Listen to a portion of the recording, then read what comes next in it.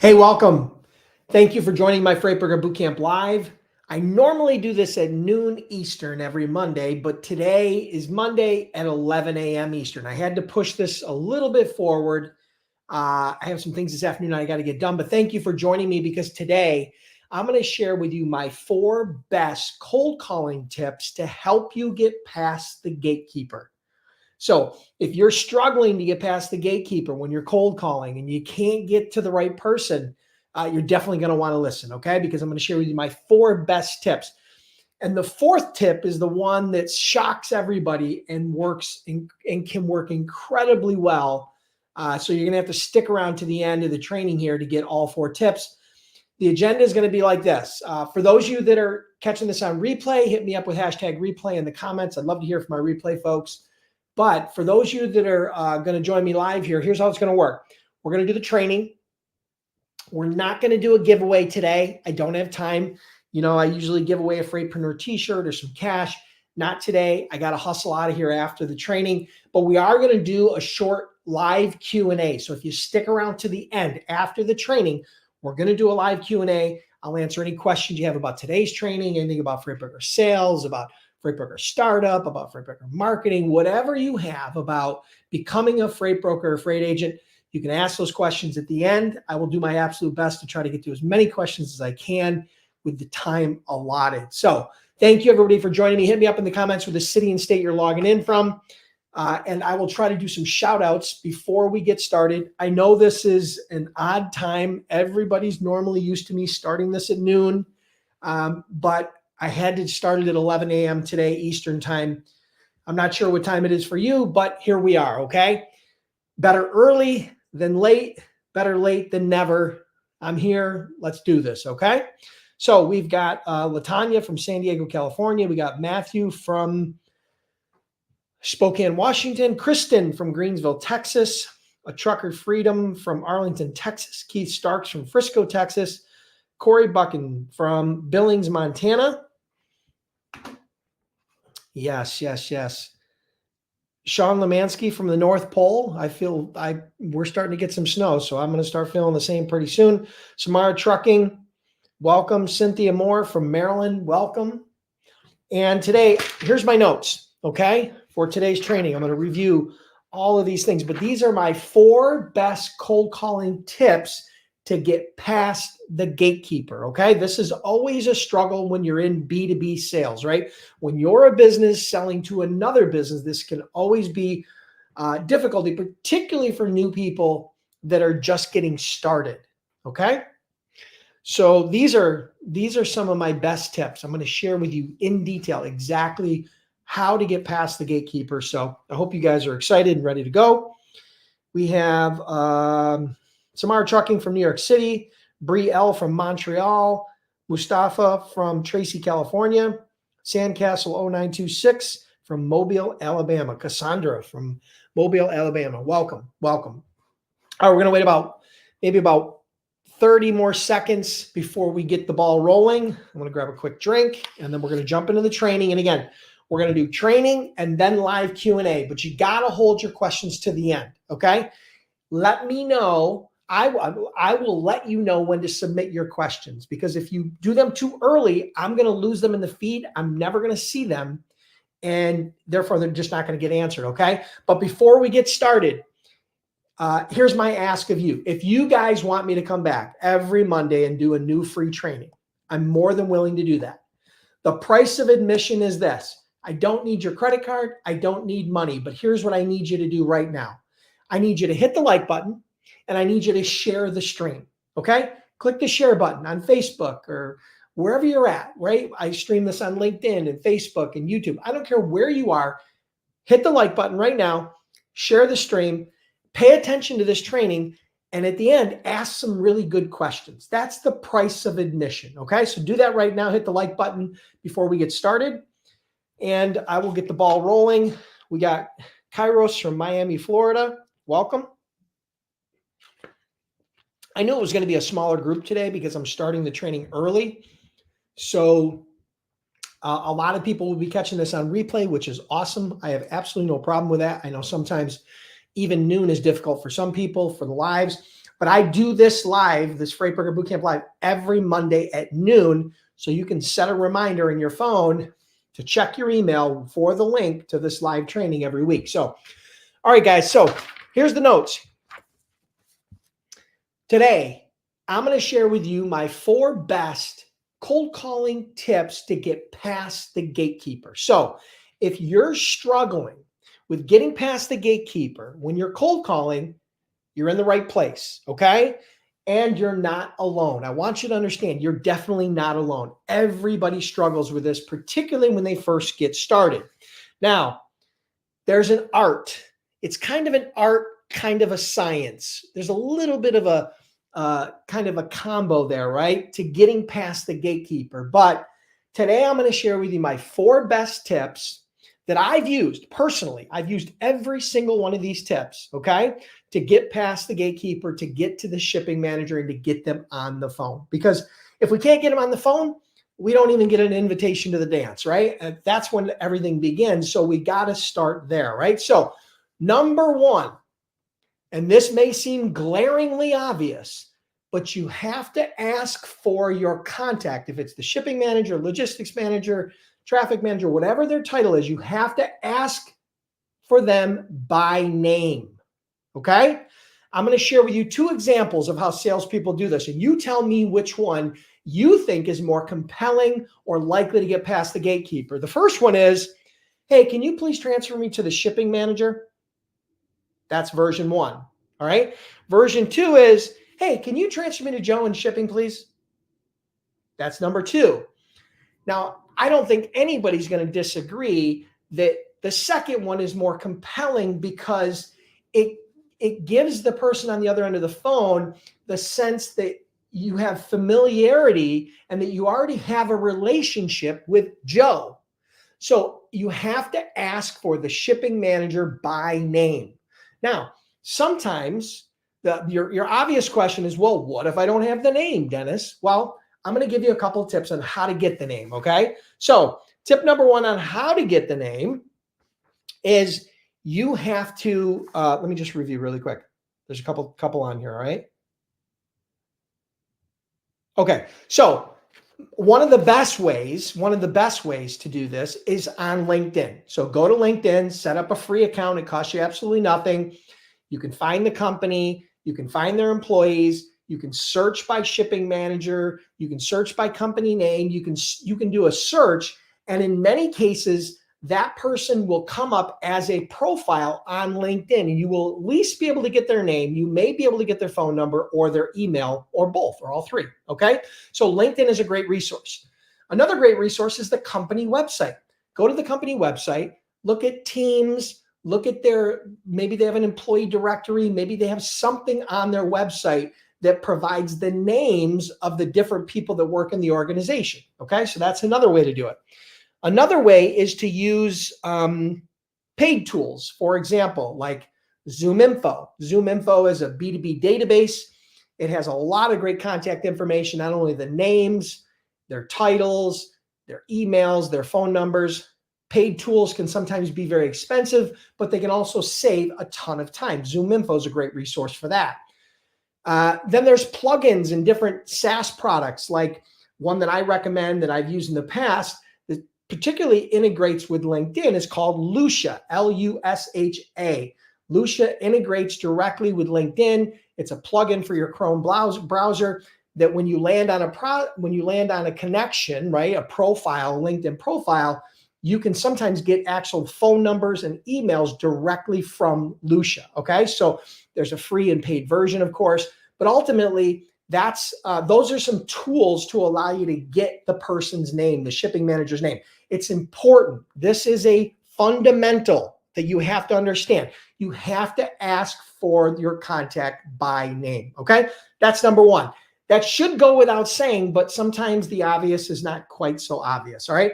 But here's what I want you to understand. I have 4 tips. I want you to stick around for number 4. Absolutely. You're not going to want to miss number 4. I'm going to tell you a story about number 4 and how it worked. It can work amazingly well, but you got to stick around to the end here for all 4 of the tips. Okay. All right. So number 2, find an ally in another department and ask for help. Okay, so let me explain to you what I mean. You call into the company's main switchboard. Maybe you talk to somebody. Maybe you're getting jostled around through their automated systems and you can't get to the shipping manager. All right. So what you do is you go to another department. You go to customer service. You go to sales. You go to marketing. You go to purchasing, whatever. You go to another department and you make a friend. You build an ally. You find out someone that's there, and then you develop some sort of a basic relationship with them and you ask them for help. The help is simple. Hey, listen, Jim, I'm trying to get through to the Joe in the shipping department, or if you know the person's name. If you don't know the person's name, I'm trying to get through to the shipping and logistics department, but I just keep on getting transferred around. I wonder if you would help me out. This can work extremely well because people, number one, if they're in a hurry, they're probably, and they're in another department, they're not gatekeepers. So their job is not to gatekeep. So they may just immediately transfer you over. They may also, you may be able to, people also want to help, right? Inherently, people want to help when you're polite. And so you might be able to gather some additional sales intelligence like the extension number or the direct dial number or their full name or their email or just other information. You might be able to gather it from that contact in another department. So sometimes making an ally in another department can work out extremely well for getting through to your contact, okay? That's number two. Number three, all right? If you don't know the shipping manager's name and you can't find it, okay? Say you're struggling to find it and you still want to get through to the shipping department, but they're screening you out because you don't have an appointment or they're not expecting your call or they're automatically sending you to some random voicemail, okay? Here's what you do. When you call in, you simply say, hey, I'm calling about a load. All right. Can you transfer me to the shipping department? So sometimes this will work. Now listen carefully. You call in, they pick up the phone. How can I help you? Hey, I'm calling on a load. Can you transfer me to the shipping department? So now all of a sudden you're giving them the perception that you're already a vendor, you're a driver, you're a carrier, you're already an established broker, you're already somebody who has that relationship, and then they'll transfer you directly through to the shipping department. So sometimes that can work, all right? So that's a little bit of a hack. And then number 4, this is the one that surprises most people, but can work extremely well, okay? So here it is. All right, here, what I call it is my top-down transfer strategy. And what I mean by that is what you're going to do when you call into the switchboard or call into whoever's answering the phone there, right? Somebody's answering the phone or it's automated attendant. What you want to try to do is get to the CEO, the CFO, the COO, the vice president of operations, the vice president of logistics, somebody in the C-suite or the VP suite, okay? Someone who's a VP or CEO or C-level executive. You want to get transferred into their department. Now, they're going to have a secretary that's going to screen their calls in most cases, and that's okay because you really don't want to talk to them, but what you want is this. You want to let their screener, their secretary, their assistant, executive assistant, whatever, answer the phone. And they're going to say, hey, this is the CEO's office, whatever the guy's name. And you simply say, oh, I'm sorry, Joan.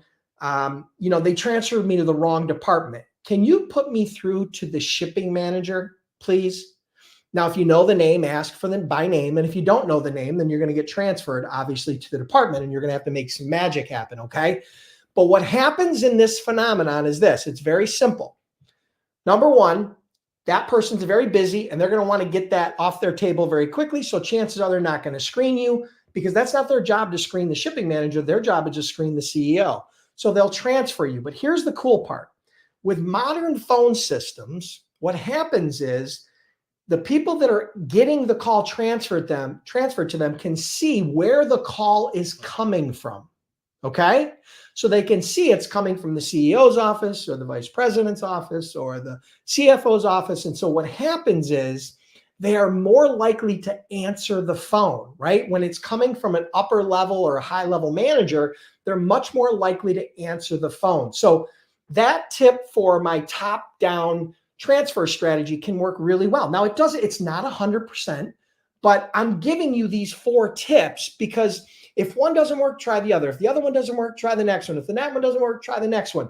And the reality is if you try all 4 of these and you try them and you actually do what I'm teaching here today, you're going to probably 10x your likelihood of getting through and getting past the gatekeeper. Now, once you get past the gatekeeper, obviously there's a whole component to your cold call, and I'm not going to get into that today. But listen, here's the thing, guys. Again, getting past the gatekeeper is part art, part science. I shared with you some strong tips today. Which one is your favorite? Hit me up in the comments. And listen, if you need help with freight broker sales, if you need help getting shippers, if you're looking for a freight broker sales coach, here's what I want you to do. All you need to do is this. It's very simple. Just go get on my wait list for my Freight Broker Sales Accelerator. All you got to do is go to freightbrokerbootcamp.com/waitlist. Now, it's sold out right now. You can't join or enroll right now. It's sold out, but I will be reopening it very, very soon. So if you get on the wait list, you're going to be the first to get notified when that new coaching program opens up. And again, it's a 5-week sales coaching program where I work with you, teach you my best freight broker sales strategies, tactics, tools, my entire system in a 5-week program. I help you implement that into your business so that you can start getting shippers in any economic climate, whether it's a boom or a bust. You'll be able to consistently and predictably get shippers. Okay. So you can check that out. Get on the wait list at freightbrokerbootcamp.com/waitlist. If you're just getting started and maybe you're not quite set up as a broker or an agent yet, or you're really early on and you're struggling and you need some startup help, you can check out freightbrokerbootcamp.com. I've trained over 10,000 students there. That's my startup program. That's going to teach you how to get started from A to Z. You can check that out at freightbrokerbootcamp.com. Again, trained over 10,000 students, and we offer a 60-day, 100% unconditional money-back guarantee. I can't make it any easier than that. Check that out at freightbrokerbootcamp.com. Hit the like button. Appreciate you guys being here. Make sure you're here next Monday for another Freight Broker Bootcamp Live. All right, cool. So for those of you who want to stick around to the end, okay, and want to do some Q&A, hold tight, okay? We'll do some Q&A. But before we do that, I want you to share with me in the comments which of those tips you liked the most. Number 1 was ask for the prospect by name, and then I gave you some tips on how to find the name and the importance of asking by name. Number 2 is find an ally in another department and then get transferred. Number 3 is if you don't know the shipping manager's name and can't find it, try the old, I'm calling about a load. Can you transfer me to the shipping department? Number 4, the top-down transfer strategy where you go to the CEO or the VP and then you ask for their help to transfer you into your contact, okay? So those are 4 of my favorite ways to get past the gatekeeper, okay? Now, if you went on YouTube or you went on Google and you started searching for getting past the gatekeeper, you're gonna get hundreds of different tips. These are just my 4 personal favorites. These are the ones that I've used time and time and time and time and time again, and they work, okay? And they work, okay? So put those to work. I hope you guys appreciate those. I hope you like those. And I do appreciate you guys being here. Again, I know today is going to be a short one. If you guys, so we've got Cynthia likes number 2. We got CZR who likes number 4, the top down. Peter likes the top down. 3 and 4 are the best. The boss likes 3 and 4. Yeah. 4 is always one that's very popular because most people don't think that way. Again, remember, this is chess, not checkers. I say this all the time. Any 6-year-old can learn how to play checkers, okay? Right? Pretty simple, right? Not a ton of strategy, little bit, but learning how to play chess, that's a big difference, right? So that's what I teach you in my Freight Broker Sales Accelerator. I teach you how to play chess, not checkers, okay? I give the entire system, everything about cold outreach, everything about following up, everything about closing strategies, everything about, customer retention and getting referrals. I mean, I have an entire system that I've taught to, I think now I've had over 700 students go through that program in the last couple of years. And the average rating, I asked the students after they complete the program to give me a survey, a rating from 1 to 10. And the average rating after sending that survey out to over 700 students is a 9.2 out of 10. It's the best program I've ever put together, hands down. There's probably people that are watching this right now live or on replay that were a part of that program. Okay, so they'll probably tell you one way or the other if they liked it or they didn't, or if it's worth the investment or not, or the return on investment or whatever it is. But ultimately, you definitely want to get on that wait list. Okay, it's not a free program. It's not a cheap program. The price is going to go up again, okay, for the next enrollment, but you won't know what's involved. You won't know the value. You won't know any of it if you're not on the wait list. So get on the wait list. You'll be the first to get notified when I do open up for enrollment, which I'm planning on doing in January. Okay. It's probably not going to happen in December, but I'm definitely planning on it in January. Okay. I'll give you more details as we get closer, but that program sells out every single time. Okay. Sells out anywhere. I've sold it out in a day and I've sold it out in a week. So anywhere from 1 day to 7 days, it sells out every single time, and it's going to sell out again, but you got to be on the wait list. Okay, cool. All right. Good feedback from everybody. Thank you so much. All right. Feel free. Hit me up in the comments with your questions. I know there's not a lot of people live today because this is a little earlier than normal. So we probably won't have a ton of questions, but feel free to ask your question. Kristen Anderson is the first question today. Hit me up in the comments with those questions, no matter where you're at, and I'll try to get to them. Kristen says, what do you say when using number 3 if they say, which load are you calling about? Okay, so here's the thing. If it's a screener who doesn't work in the shipping department, if it's someone that's already in the shipping department, they may ask that question, okay? And if they do, you're going to have to play dumb. You're going to have to figure something out. But remember, if they're not in the shipping department, say they're some sort of somebody, that just answers the phone, general reception for the company, right? That just answers the phone coming in, they're not going to ask you that question because they don't even have access to that data. All right. So if this is designed kind of like, there's 2 types of gatekeepers, right? The one gatekeeper is someone who gatekeeps getting into the department. And then there's the interdepartment gatekeeper that, is someone inside that organization that are inside that department that's trying to keep you from decision makers or influencers or their boss, right? So that's less common, right? That's less common than the front line.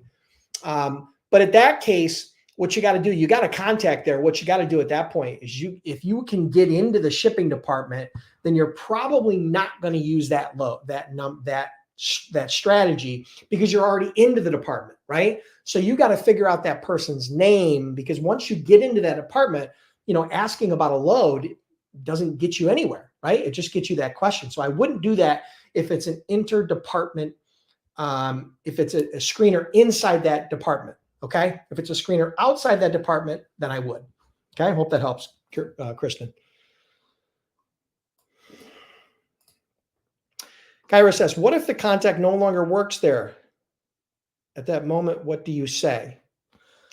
Well, if the contact no longer works there, then you have to get the new contact.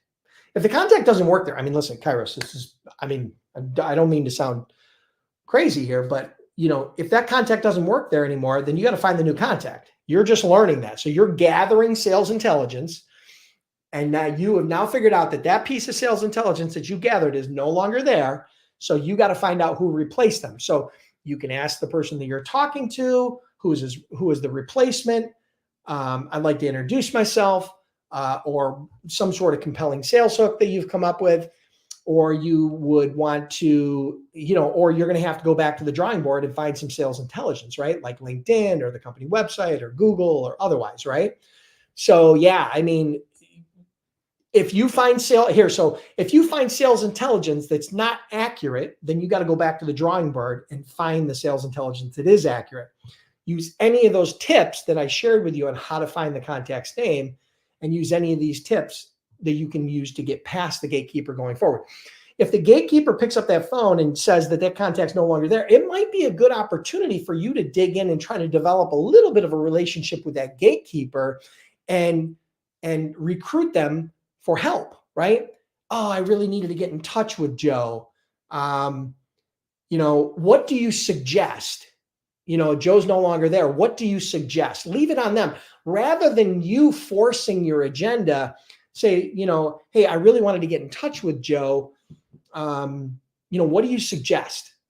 And then listen. They may just say, well, the new shipping manager name is Bill. All right, boom. You just gathered the right person's name. You've got it. So there are times when you have to call into a shipper multiple times just to get the right information so that you can make the right approach. Okay. It's not a one and done, right? And don't worry, because the gatekeeper's not going to remember who you are. Okay. Unless you call them multiple times a day. But if you call them once a week or once every couple of weeks, or even a couple times a week, they're not going to remember who you are. Trust me, they get a ton of phone calls. Okay. So hope that helps. Question from David. I'm currently a truck driver. Is this something I can start and do on weekends, or do I have to quit my job, my day job, and go all in? Well, you won't be able to do this on weekends, David. Becoming a freight broker or a freight agent part-time, I'm going to be extremely honest with you, it's going to be very difficult on weekends. Two reasons. Number one, most shipping managers and shipping departments don't work on weekends, or at least they don't answer the phone on weekends. Number two, it's very hard to cover freight on the weekends compared to during the week, okay? Because dispatchers, carriers, drivers, a lot of times, just aren't as readily available on the weekends as they are during the week. So I'm not saying it's impossible. I just think it's going to be significantly harder. Now, the other alternative, you said quit your job. I wouldn't recommend that either. Go all in. I mean, that's a possibility, but there's a middle ground. What you might be able to do if you're a driver is start setting aside 5 or 10 hours a week during the week, during your downtime, okay? As long as it's during normal business hours, let's say like 8 a.m. to 4 or 8 a.m. to 5 p.m., and start building your business that way during normal business hours, because that's how most of the communications with shippers and carriers takes place, is during normal business hours. So you could do it part-time. Now, again, part-time is better than no time, but it's going to work a lot better than on the weekends. And, maybe you can get your first shipper or two before you burn the boats, right? And then at that point, at some point, you're going to have to make the decision of whether you want to quit that current job or not. But I'm never going to tell you to just quit your job, right? I don't know your financial situation. I don't know any of that. So, that would be a huge assumption on my part. And that would not be good advice unless I had a lot more information. If you have the necessary finances and savings where you've got a 6-month runway where you've got that money saved up and you're confident and you know that you're going to be able to get a return on investment fairly quickly, then that might be the play for you. But I don't know that. Only you know that. So I hope that helps.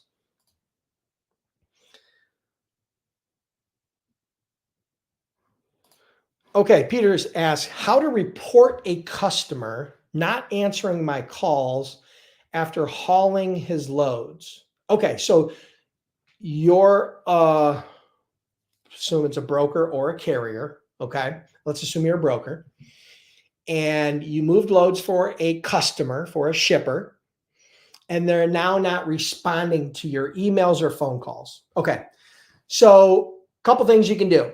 All right, if they're not responding to you, the shipping manager, whoever that shipping department is, what you can do is you can swim upstream, right? You can swim upstream to the manager above them, to the manager above them, to the manager above them, to the owner of the company, the CEO of the company, whatever the case may be. And you can start telling your story to people higher ups. And that will sometimes get a call back, because what you're doing is you're setting a fire. Okay, I call it setting a fire around that person. When you want to get a call back from somebody that's not calling you back, sometimes when you call their boss is going to say, hey, I just got a call from this guy. Why aren't you calling him back? And then all of a sudden that's going to stimulate the call. Okay. So that's one way to do it, right? If that doesn't work and nobody in the company is giving you any satisfaction and you've got to get paid for this load and they're not responding to your invoices and they're not responding to you, one way you can do it is take the bill of lading. And again, we're going to set a fire around that contact. And so what we're going to do is we're going to call the pickup location and or the delivery location, depending upon, if it's a customer pickup or customer delivery or an intercompany, whatever it is. Hopefully there's a customer involved that bought the product and maybe it's the delivery location. You're going to then call that company on the bill of lading the consignee where you delivered it to, and you're going to start asking a lot of questions about that company. And then you're going to explain to them that I don't know what's going on there. I don't know if they're having financial difficulties. I don't know what their situation is, but they owe me a lot of money and I haven't been paid. So at that point, what's going to happen is there's a very good chance that customer is going to call the company and that message is going to get to the right person and somebody's going to call you back. Now, if none of that works, then, have an attorney draft a letter, just a letter, send it FedEx and have it delivered to the CFO, have it delivered to the CEO, have it delivered to somebody, letting them know that you're very unhappy about the professionalism of the company and that this money is owed and that it needs to be paid. And if it's not paid, you're going to go after their customer or someone that's on the bill of lading in order to collect that money. Okay. And somebody typically is going to call you back. Now, I'm not guaranteed they're going to pay you. What I'm saying to you is that there's a very high probability that they're going to call you back. Okay. Hope that helps. I gave you a bunch of tips there, Peter. Hope that helps. Okay, Kairos, I already answered. I think I answered that question. All right, the boss. How do you get some of the bigger shippers for higher volume? Notice smaller shippers only focus on cheaper. Well, I don't think that's necessarily true, at least in my historical perspective, that smaller shippers are always focused on cheaper. I think that some companies just focus on rates more than others. Trust me, I've had really big shippers that were cheap as hell. Let me give you a perfect example. Okay, perfect example. Nestle Water, huge company, huge, right? Huge company. One of the cheapest companies you will ever meet. Now, why? Because you're hauling water, okay? They're selling a case of water for I don't know, what's a case of water sell for these days? I haven't bought one in a while, but it's really cheap. 24 bottles of water. What are they selling it for? $5, $6, $7? There's really no money in it. Okay. Very low margins on the product. The product is also very heavy, right? So a lot of times they'll overload your truck rather than put 44,000 on, they'll put 45 or 46. They'll really push it. And they're very cheap. So that's a big company that's very cheap. So not all small companies or big companies focus on rates. It's very company centric, but some of it is product centric. Okay.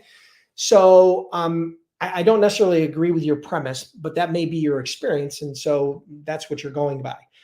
As far as bigger shippers, if you're a newer broker, I do not recommend that you try to go after big shippers. Okay. Number one, the value as a freight broker is much higher to a small to medium-sized shipper, someone that's doing 5 million to, let's say, 100 million in sales. Your value as a small broker is much more obvious there than it is with a big shipper. All right. And the reason why big shippers don't need you as much is because they have the financial resources and they have the technology and they have the experience, right, that a lot of the smaller companies don't have. So smaller companies have strained resources, bigger companies have more resources. And so it's a little easier for them. Plus they're able to attract big carriers and big brokers.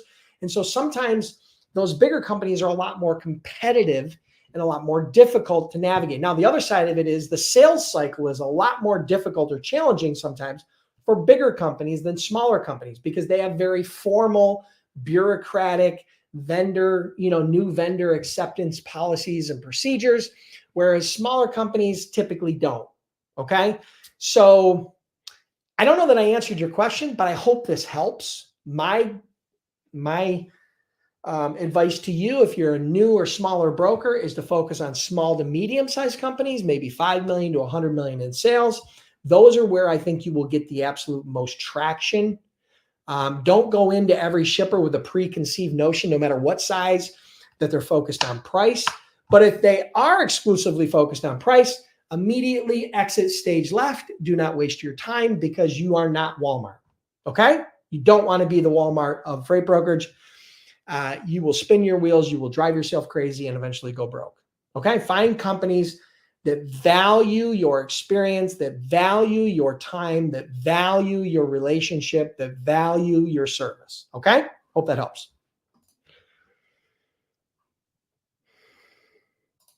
Question from David. Guy, I'm on the wait list for the Accelerator. Do you recommend I still get involved in it? Okay. David, you asked about getting involved on the weekends. Listen, if you are only going to be able to do this on weekends, that's a call that you're going to have to make. I gave you very honest advice. It will be challenging to only do this on weekends. It will be less challenging to do it part-time during the week. And it'll be least challenging if you did it all in. But I can't make that call for you. But if you decide to get involved in the freight brokerage, and you need startup help, you're going to want to check out freightbrokerbootcamp.com, which is my startup bootcamp program. That's a on-demand, go at your own pace, step-by-step, teaching you how to become a freight broker or a freight agent and getting started.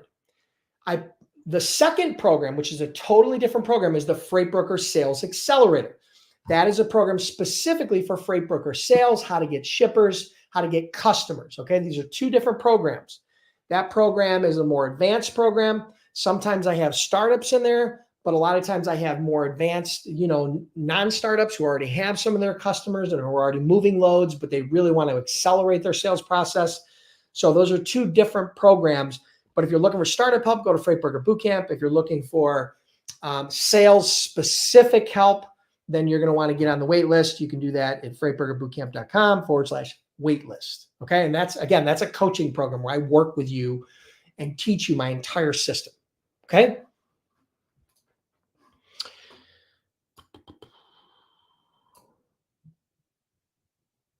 Okay. So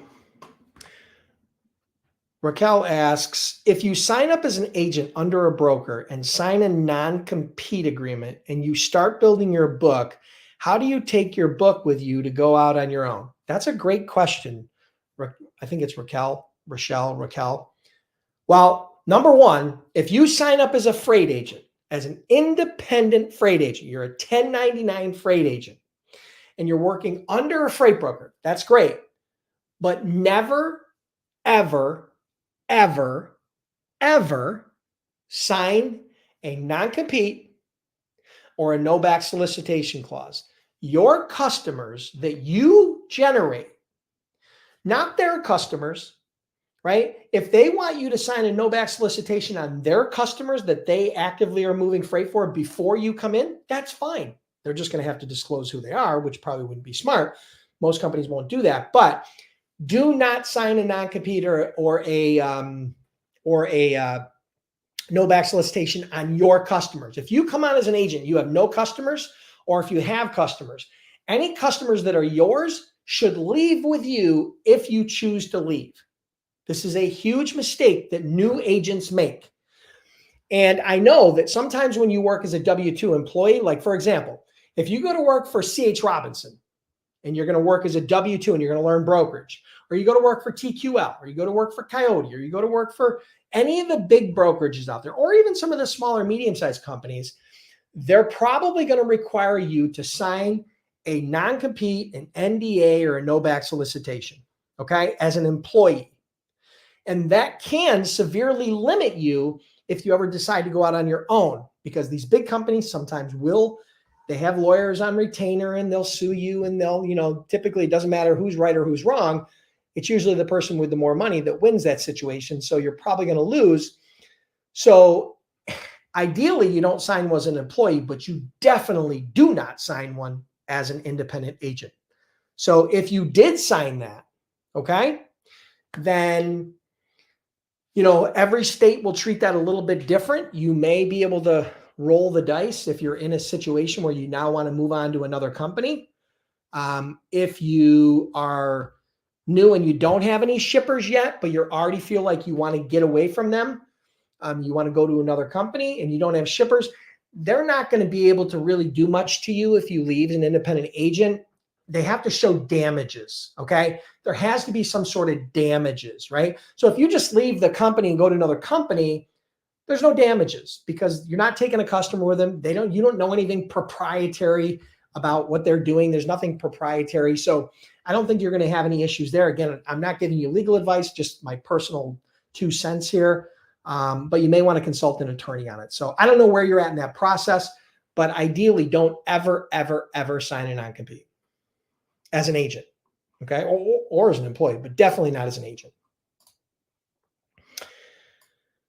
All right, cool. So that's going to wrap it up for today. Listen, what time is it? All right, cool. I'm getting done a little bit early. I've got a whole bunch of things I got to get done this afternoon. I got an hour and a half drive. Listen to me. Thank you so much for being here. Truly appreciate you guys joining me live. If you're catching this on replay, awesome. Thank you so much. I hope you guys enjoyed the training today. Make sure you hit the like button no matter where you're at. And every Monday at noon, I do another Freight Broker Bootcamp live. So you can check that out. If you're curious about becoming a freight broker and you're just not quite sure where to start, go to freightbrokerbootcamp.com, train over 10,000 students. We offer a 60-day unconditional money-back guarantee. I can't make it any easier than that. Once you enroll, you'll get instant access to all the training. And that's where you're going to go for the bootcamp. And then the URL is on the screen if you want more freight broker sales coaching and training that way, the higher level coaching and training. Again, you can get on the wait list for my Freight Broker Sales Accelerator, freightbrokerbootcamp.com/waitlist. Have an awesome day. Have an awesome week. And I'll see you next Monday with our next Freight Broker Bootcamp Live.